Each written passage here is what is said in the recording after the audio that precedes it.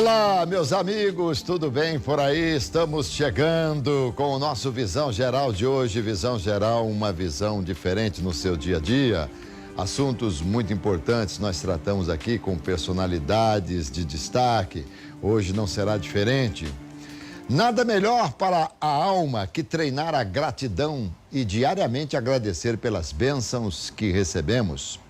Viver não é fácil, mas com coragem para suportar os desafios do dia a dia, tudo se torna mais simples.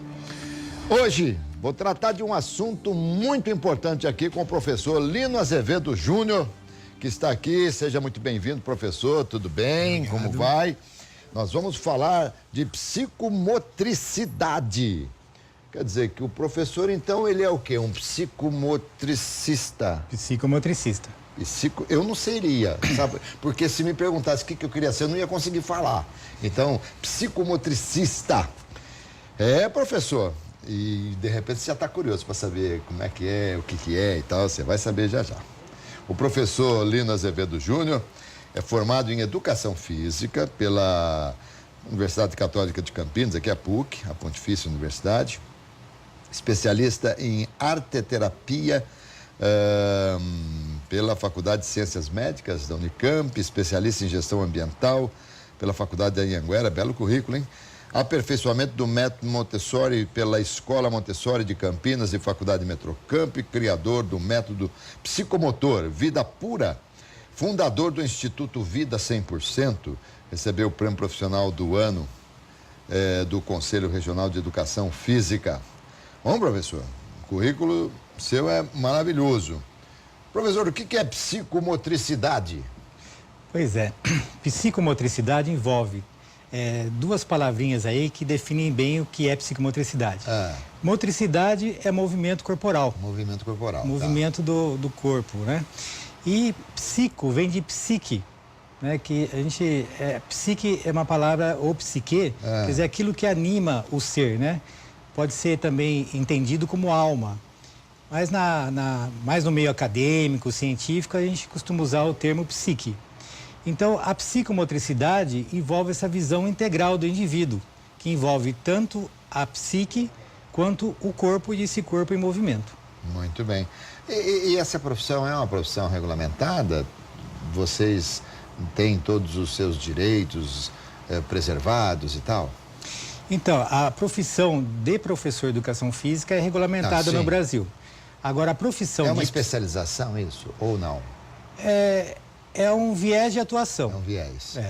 A profissão de psicomotricista está sendo tá em processo de formalização, né?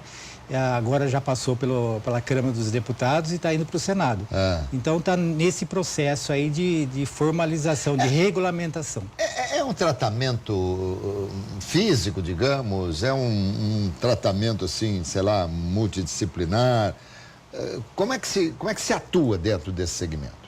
Então, de forma didática, a gente poderia dizer o seguinte, que o médico, a principal intervenção dele, é lógico que não é só isso que eu vou falar, mas só para a gente ter uma ideia, é o remédio, por exemplo. Perfeito. Estou com uma dor aqui, eu vou ao médico, o médico me dá um remédio. Isso. O dentista, ele vai fazer uma obturação. Então, essa é a intervenção dele. A intervenção do psicomotricista é através do movimento corporal. Então, nós vamos promover atividades, promover estímulos dentro de um contexto onde o movimento corporal é a principal estratégia de intervenção. Então, eu posso dizer que é um tratamento pelo movimento corporal? Isso. Sim. Muito bom. E esse tratamento, ele é abrangente, assim, é para todo mundo ou há casos específicos? É abrangente. Porque o método que eu acabei desenvolvendo, né? Nesses mais de 30 anos aí, lidando diretamente com alunos, com alunos das mais variadas expressões, né? Desde alunos com deficiências, com quadros neurológicos, psiquiátricos, alunos com dificuldades de aprendizagem e as ditas pessoas normais, né? Assim comumente é falado, com todos esses indivíduos, com todos esses alunos. Então, o método que eu desenvolvi é o método educacional. O método que é usado no método psicomotor que eu desenvolvi é o educacional. O método clínico, também existe uma psicomotricidade clínica. Perfeito. Que se embasa no método clínico. Então, quando você fala assim, tratamento, o tratamento é um termo mais coerente, mais condizente com o método clínico. O seu é educacional. Educacional. Você trabalha no sentido de educar, de ensinar as pessoas com deficiência, digamos assim. Então, o indivíduo, uma criança, vamos pegar um exemplo mais concreto, por exemplo, quando a criança nasce, ela traz consigo características que a gente pode chamar de positivas, que são estilos da personalidade dela, conhecimentos, habilidades que ela já traz consigo, que são positivas. E traz características que a gente poderia chamar de negativas, que precisariam ser trabalhadas. Infelizmente, a gente só vê as negativas. Pois é, exatamente. Que coisa. É interessante isso, porque no método clínico, culturalmente, nós temos essa cultura de olhar para a doença, para a causa. Então, por exemplo, quando se tem uma queixa, você tem uma queixa, você vai buscar, e essa queixa vem de um sintoma que está sendo apresentado, a ideia é procurar a causa que está gerando aquele sintoma. Sim, sem dúvida. Aonde, através de um método clínico, por exemplo, nós identificamos a causa, tratamos da causa e o efeito deixa de existir, o sintoma, a queixa deixa de existir. A ideia é essa. Numa visão, assim, mais da psicomotricidade positiva, que foi o nome que eu dei para nós. Psicomotricidade positiva. Esse é o seu método. Isso. O que nós olhamos? Nós olhamos para os aspectos positivos também. E nós vamos dar foco e dar estímulos, estimular aquele foco positivo. Então, nós olhamos para a pessoa pelo seu viés positivo. O que você tem de bom, quais são as suas qualidades, quais são os seus potenciais, vamos trabalhar isso. Independente de qualquer deficiência que tenha a pessoa. A partir daí, é lógico que nós olhamos também as questões negativas que precisam ser trabalhadas. Sim. Mas a partir do momento que nós estimulamos essas questões positivas, até as questões negativas vão sendo impactadas pela potencialização dos aspectos positivos. Então, ela acaba melhorando. Por exemplo, vamos supor que eu identifique em você que você tem uma característica de personalidade muito alegre, então você gosta de expressar essa alegria. Isso é fantástico. Esse é o meu lado positivo. Seu lado positivo. O negativo não precisa falar não, viu? Todo mundo já conhece. Viu? Então, daí nós vamos estimular esse lado positivo. Nós vamos dar vazão. Tem muitas vezes, por exemplo, num ambiente educacional, se a criança dá risada, às vezes ela pode ser avaliada como está tirando sarro, como está sendo indisciplinada, irônica e tal, e ela pode ser reprimida por essa razão. Por esse estímulo dela, aquela coisa dela. Nós não, nós vamos estimular isso. Como qualquer outro aspecto da personalidade dela e qualquer aspecto psíquico que ela venha a ter. Então, a partir daí, você vai se expressando, o indivíduo vai se expressando. Ao se expressar, ele vai sentindo mais prazer, sentindo mais realizado, mais confiante, então isso melhora a autoestima. E a partir daí ele vai solucionando os problemas que ele mesmo tem de uma forma positiva. Esse seu método, nós podemos dizer que a psicomotricidade positiva normalmente enxerga com bons olhos. Sim, sim. Começa por aí. Sim. E esse seu método, ele é utilizado só por você ou há mais pessoas que já estão utilizando? Sim. Foi interessante isso que eu passei um percurso, na minha vida profissional, que eu comecei a trabalhar com alunos numa comunidade carente aqui de Campinas, considerada de alta vulnerabilidade social. Então, você imagina que nós temos casos lá de muita violência, de muita precariedade de vida, de moradia, de saneamento básico, de alimentação, enfim, muito precário mesmo. Então, essas crianças e adolescentes, que na época eu cuidava, eu atendia essas crianças, eles trazem todo esse contexto, às vezes de muita revolta, muita raiva, às vezes muitos traumas, traz tudo isso dentro desse ambiente que ela vive. E a partir dali, eu fui desenvolvendo um trabalho. E fui percebendo que eu tinha algum jeito um pouco diferente do que o senso comum. Sim. Então, e começou a dar resultado. E eu comecei a perceber que eu tinha algum jeito diferente só lidando com eles. Perfeito. Daí chegou um determinado momento, Alberto, que foi muito interessante, foi na minha trajetória. Eu tive um sonho, né? Você vê, a principal perspectiva teórica nossa é da psicologia analítica do Jung. E o Jung analisa os sonhos também, né? É uma das ferramentas que ele usa. E eu tive um sonho, que foi um ponto de virada na minha carreira. Eu sonhei que estava ensinando uma criança a virar cambalhota. E eu estava super orgulhoso, né? Mostrando para as pessoas, tá? Fui eu que ensinei ela virando cambalhota e tal, né? E daí, a hora que ela acabou de virar cambalhota no sonho, ela olhou para mim e o rosto dela se transformou, que na época eu chamava de uma criança mongoloide. E eu olhei para ela, nossa, mas eu fiquei tão nervoso no sonho, que eu acordei sentado na minha cama, bati na cama, falei, eu não vou trabalhar com gente doente, que era a visão que eu tinha na época. Educação física é para gente saudável. Depois do sonho, eu comecei a encontrar pessoas com deficiência a todo momento na minha frente. Olha só, era um sinal. E na cambalhota você não caiu da cama também, não? Não. E daí, o que aconteceu? Fui convidado para palestra, daí eu perguntava, mas sobre o quê? Coisa da sua área, vai lá, era sobre deficiência. Sobre deficiência. Daí acabei entrando no CIAD aqui na PUC, que era, né, o Centro Interdisciplinar de Atenção ao Deficiente. Então comecei a trabalhar ali com crianças com deficiências mentais, intelectuais, que o nome foi mudando no meio do caminho, né? Sim. Com síndrome de autismo. Então eu fiquei muito sensibilizado com essas pessoas, né? Que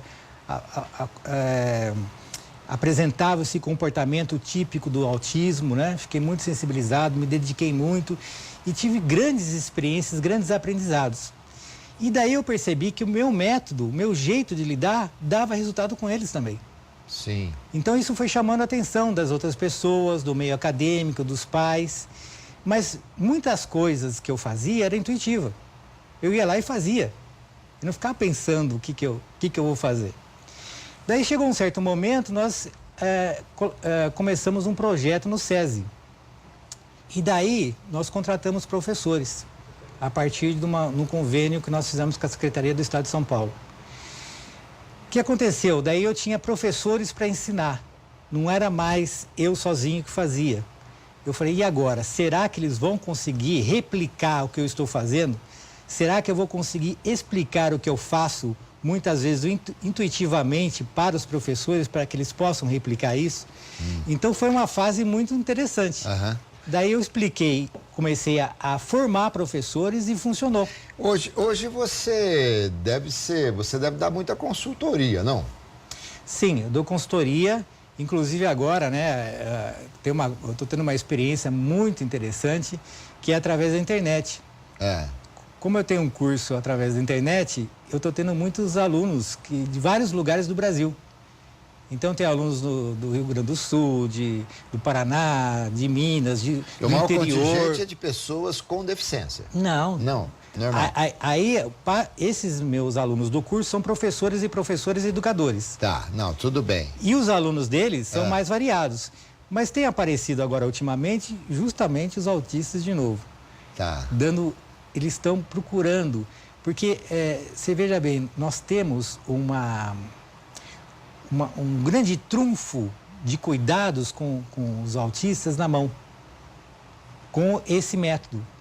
Você imagina, por exemplo, que nós costumamos desenvolver nosso método, qualquer ambiente, qualquer local, basta ter um professor e um aluno que nós desenvolvemos a intervenção psicomotora. Mas, se o ambiente for mais favorável, melhor.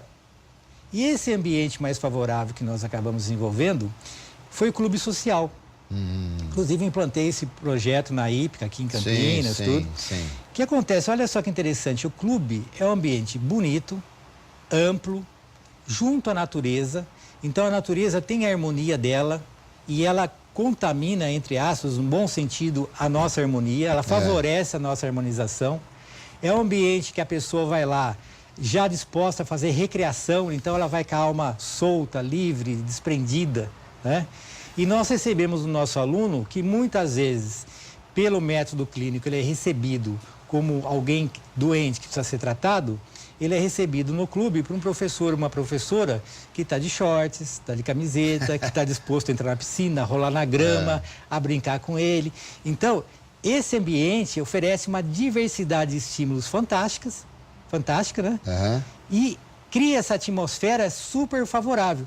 Então, nós temos um caso, por exemplo, que é bem emblemático, que é uma aluna que não falava, ela tinha um diagnóstico clínico de mutismo eletivo, que é alguma coisa que aconteceu na vida dela aos 5 anos de idade, ela não falava nada.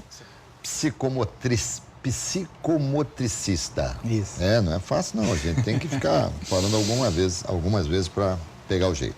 Mas vamos à aluna que não falava, professor. Então, esse é um caso, como eu disse, muito emblemático, né? Essa menina adolescente, chegou pra gente com 14 anos, mais ou menos, e aconteceu alguma coisa na vida dela, quando ela tinha 5 anos de idade, que ela passou a não falar mais fora da casa dela. Falava pouco na casa dela e nada fora da casa dela. Então, existe um diagnóstico clínico para essas situações que chama-se mutismo eletivo. E ela veio trabalhar com a gente, ela foi encaminhada para a gente. Como já era combinado com os nossos professores, eu não comentava diagnóstico clínico com os nossos professores. Então, na hora que ela chegou no ambiente de clube, acolhida pelos professores, que faz parte do nosso método, o acolhimento é um momento muito importante da chegada do aluno, acolher ele com alegria, com uma atmosfera psíquica favorável ao desenvolvimento. Ele se sentir em casa, exatamente, aquela coisa toda, à vontade e tal, para que ele sinta vontade em se expressar. Sim. A gente não julgar o aluno é extremamente importante, ouvir o que ele tenha para falar, né? Não só se expressar através da fala, mas se expressar através do olhar, da expressão facial, da expressão corporal, dos seus movimentos como um todo. Então essa menina chegou e começou, os professores, e tudo bem, como é que vai? E ela não falava. Os professores acharam assim meio estranho, mas continuaram. E daí perguntaram se você gosta porque uma característica do nosso método, a gente sempre começa a atividade com uma atividade que o aluno mais gosta. Sim. Por quê? Porque para a atividade ser tipificada como atividade psicomotora, no nosso método, nós consideramos que ele precisa estar consciente. Não fazer uma coisa de forma automática, senão não gera transformações. Ele precisa estar consciente do que ele está fazendo. E como que nós vamos fazer uma atividade que o aluno esteja consciente? Que seja lúdica, prazerosa. Sim, sem dúvida. Eu gosto de fazer aquilo. Então, nós perguntamos ao aluno, o que você gosta de fazer? A gente sempre começa com o que ele mais gosta. E ela falou basquetebol.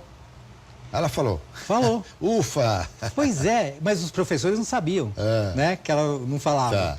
Ela falou. Então, os professores lidaram com isso com uma naturalidade. Acho que ela gosta de falar pouco, né? Tudo bem. E foi pro basquete e começou ali, né? E daí, como nós lidamos com o movimento corporal, nós filmamos as atividades. Então, eu tenho o filme dela falando no primeiro dia de aula. Olha que legal. E ela tinha feito um tratamento há 8 anos, clínico, né? Com vários especialistas, e não tinha avanços quase que nenhum. E com a gente, com essa estrutura, com esse formato, nós conseguimos, né? Que ela falasse no primeiro dia de aula. Muito bem. Professor, as pessoas, até por ignorância às vezes, não conseguem nas salas de aulas, até professores, educadores e tal, não é porque educador que é suprassumo, a gente respeita, há os maravilhosos, mas há os até que, por absoluta ignorância do contexto, acabam não conduzindo numa sala de aula as coisas como devem ser conduzidas. A psicomotricidade, nós vimos há pouco aqui, disse o senhor, é um viés da educação física, mas ela pode ser aberta a qualquer educador, não? Sim. Há outros profissionais também. Psicólogos, psicopedagogos, pedagogos, outros profissionais tem fonoaudiólogos, tem essa habilidade, essa expertise de lidar com a psicomotricidade. O que varia ali, no meu ponto de vista, assim, para a gente, de uma forma mais imediata, assim, o espaço que cada profissional desse usa. Um usa a clínica, o outro usa o clube social, vamos falar assim. Tá.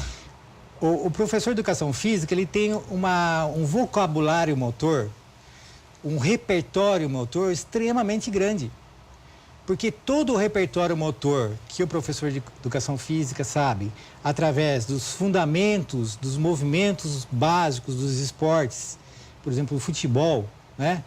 Que todo mundo conhece um pouco, nós temos vários movimentos. Você pode chutar a bola com a parte de dentro do pé, sim, de peito de pé, de calcanhar, do lado de fora, de bico, você pode rolar a bola. Então, tem um repertório motor ali extremamente grande só no lidar com a bola.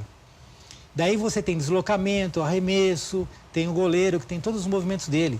Nós temos, por exemplo, o atletismo, tem uma série de movimentos, tem saltos, tem arremesso com vara, lançamento de vara, né? Arremesso de peso. E tem uma série de elementos que são todos recursos que a hora que o psicomotricista tiver e professor de educação física tiver com o seu aluno e aparecer aquela oportunidade, ele tem repertório para usar. Um psicomotricista consegue fazer com que uma pessoa que tem o autismo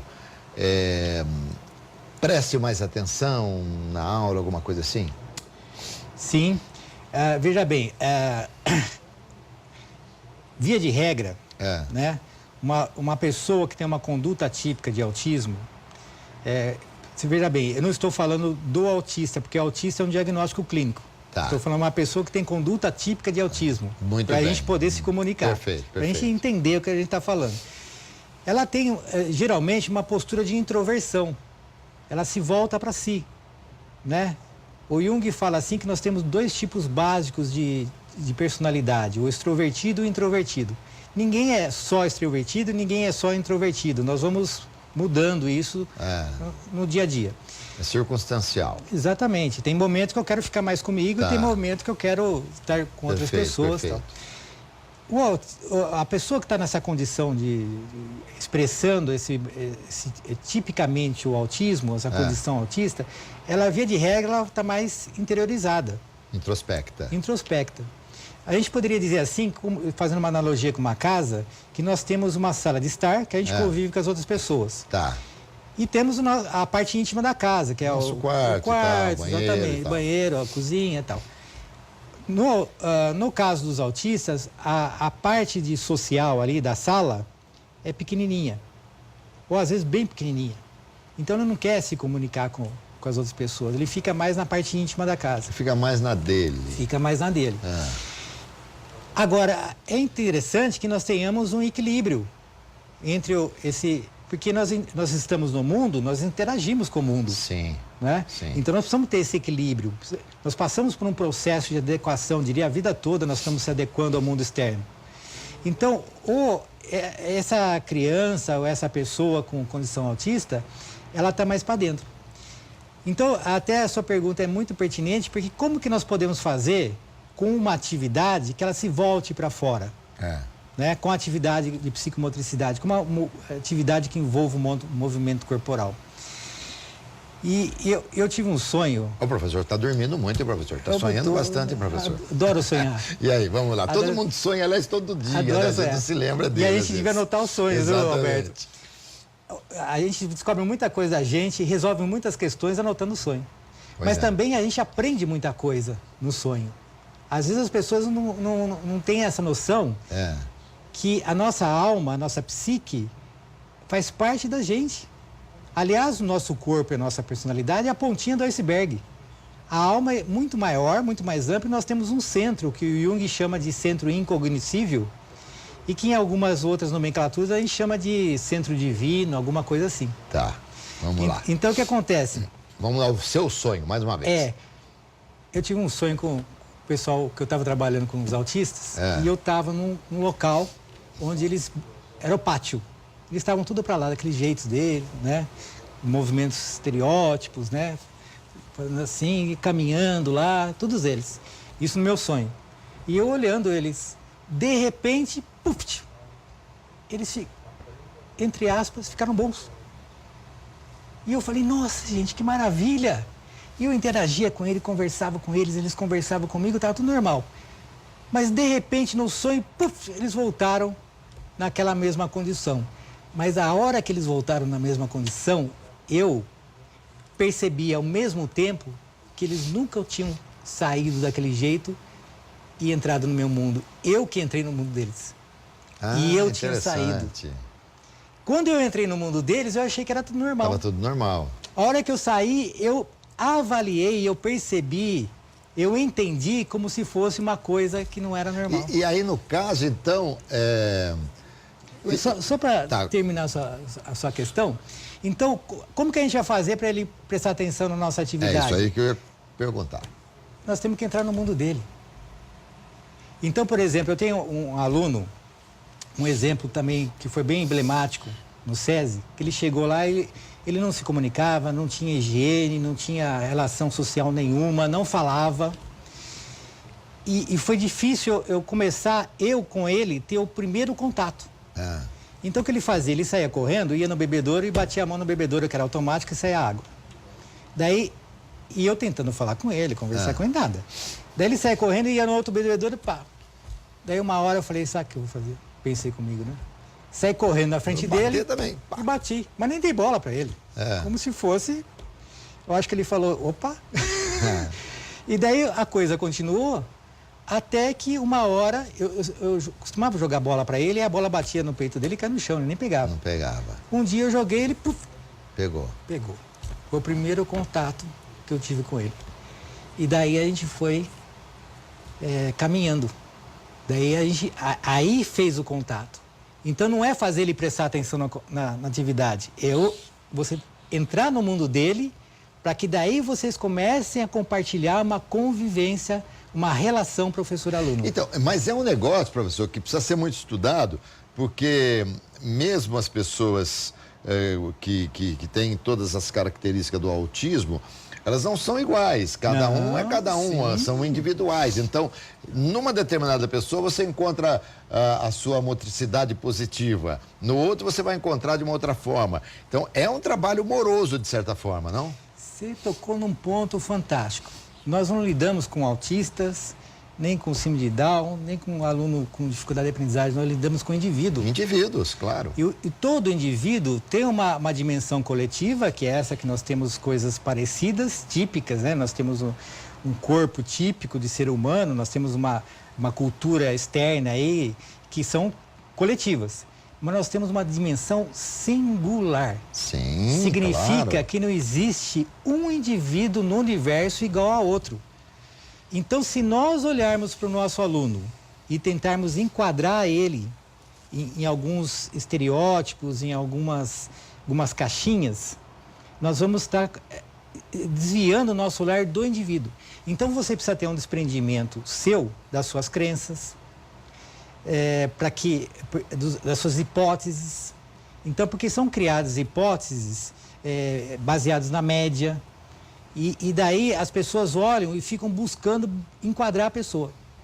Se eu não tiver nada disso, eu tiver esse conhecimento, tudo bem, mas na hora de eu lidar com o aluno e eu olhar para ele como outro indivíduo, que ele tem coisas diferentes que não vou encontrar em lugar nenhum, se eu estiver aberto para isso, aí eu vou conseguir conquistar um estado de poder ajudá-lo muito então, mais. A hora que esse indivíduo sentir confiança em você, pronto. Aí a coisa flui sem problema nenhum. Sim.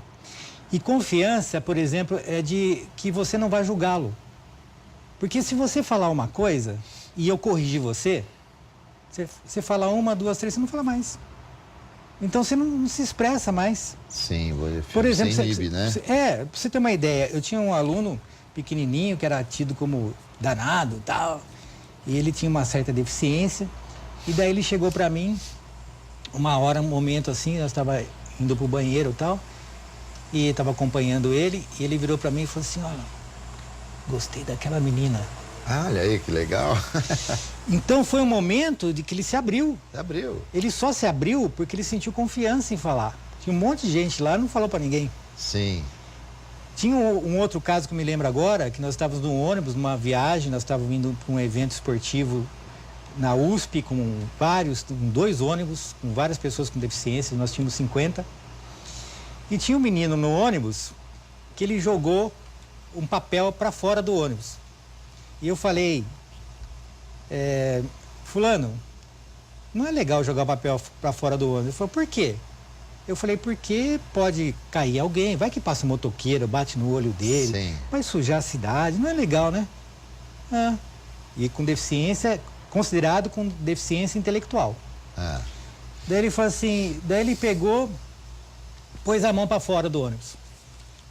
E eu falei, meu amigo, cuidado, porque já pensou se passa uma árvore, bate em você, machuca você, então não é bom colocar a mão para fora do ônibus. Tá bom, tirou. Ele falou, professor, por que meu pai não gosta que eu coloque a cueca no box do banheiro e ele coloca? E daí no ônibus foi aquela risada e tal. Mas você vê, ele tinha uma dúvida cruel dentro dele. Ele queria solucionar essa questão que estava incomodando ele. E essas questões, elas vão gerando dificuldade de desenvolvimento. Entendi. E a hora que a gente vai resolvendo isso... Olha, professor, você me fez lembrar algo que eu muitas vezes digo para as pessoas. Os filhos podem não escutar o que os pais falam, mas jamais vão se esquecer e jamais deixarão de ver os exemplos dos pais sobre psicomotricidade. Professor, tem uma entrevista sua em que você fala do método de ensino convencional, que, por exemplo, o professor tem hábito de corrigir erros, impor limites, até mesmo porque, na maioria das vezes, ele já foi educado assim. Qual que é a sua concepção a respeito disso? Então, a universidade, via de regra, ela ensina um monte de coisas para a formação do professor, do futuro professor. Mas pouco ensina como lidar com o aluno. Tem uma proposta da universidade com os estágios e tudo mais que pretende suprir essa necessidade. Mas, daí, quando você faz o estágio, você vai ver o que está sendo feito, o que normalmente é sendo feito. Existe uma cultura. E essa cultura que diz o seguinte, que educar é corrigir erros. Então, você quer ensinar, corrigir. Não é assim que faz, é assado. Você ensina um conteúdo, você vai corrigir. Se o cara errou a conta, você vai corrigir a conta. É sempre corrigindo o erro, né? Então, nós acreditamos que o processo não deve ser esse. Por exemplo, no nosso método, nós não corrigimos erros. Então, por quê? Porque se o aluno erra uma vez, se o aluno chegar assim e falar assim, nossa, essa mesa aqui é vermelha, nós não vamos corrigi-lo. Nós vamos guardar para a gente que ele não sabe, está com dificuldade em diferenciar cores e vamos trabalhar diferenciação de cores com ele. Então, nós não vamos corrigir, nós vamos ensinar. Você vai mostrar uma mesa verde, vai mostrar essa mesa aqui é verde, essa mesa aqui é amarela. Aí você vai mostrar uma mesa vermelha que ele vai ver que é diferente dessa mesa que ele viu aqui. Sim. Mais ou menos isso. Mais ou menos isso, e tem algumas técnicas que a gente usa, que inclusive nós fomos inspirados também pelo método Montessori, que tem algumas técnicas bem interessantes, que você vai comparando figuras com cores tal, e você vai falando o nome da cor e tal. Tem todo um processo que a gente aplica essas técnicas no momento determinado da aula, para que ele comece a diferenciar cores. Agora, professor, uma coisa assim, quando o senhor falava, eu gostei demais, né, desse seu método, mas, por exemplo, nas nossas escolas, hoje até para você conseguir vaga para uma pessoa com deficiência já é um problema, porque infelizmente é um problema, infelizmente não deveria ser. E quando essa pessoa está em sala de aula, consegue o educador, o professor, atender a classe toda e, em especial, ter um tratamento diferenciado para essa pessoa? Como é que é? Olha, eu gosto muito de uma frase do Cristóvão Buarque, nosso senador, que é muito voltado para a educação. E ele disse uma vez o seguinte, nosso sistema está falido, o sistema educacional. Nós precisamos criar um sistema novo, mas não dá para remendar o que já existe. Ficou muito cheio de puxadinho. Tem muitos interesses envolvidos. Tem que implodir e construir de novo. Mas a ideia não era bem implodir, ele foi mais suave. A ideia dele é o seguinte, vamos construir o novo, enquanto esse vai crescendo, o novo vai crescendo, esse vai diminuindo. Entendi. Daí a gente faz essa passagem de um para o outro. Então, o nosso sistema de ensino hoje, por exemplo, ele é baseado no currículo. Então, independente do aluno, independente do professor, nós temos um currículo que nós temos que passar para o aluno. Então, daí... o foco está no currículo e não no aluno. No nosso método, por exemplo, nós usamos os conteúdos escolares para promover o desenvolvimento do aluno. É totalmente diferente. O foco está no aluno, mais do que isso, na relação professor-aluno, que o aluno é um universo, o professor é outro universo, e nessa relação nós temos um terceiro universo, que é o universo feito pela relação. Isso muito, a física quântica fala muito disso, desses sistemas. São sistemas que estão juntos uns com os outros, interconectados, interdependentes. Então, o que acontece? Eu posso ensinar matemática, nós achamos que deve ser ensinada matemática, de forma a promover o desenvolvimento integral do aluno. Então, o ensino da matemática virá uma ferramenta. Nós trabalhamos, por exemplo, com percepção espacial, orientação espacial, que nós precisamos para a gente se movimentar, para a gente se organizar, tudo.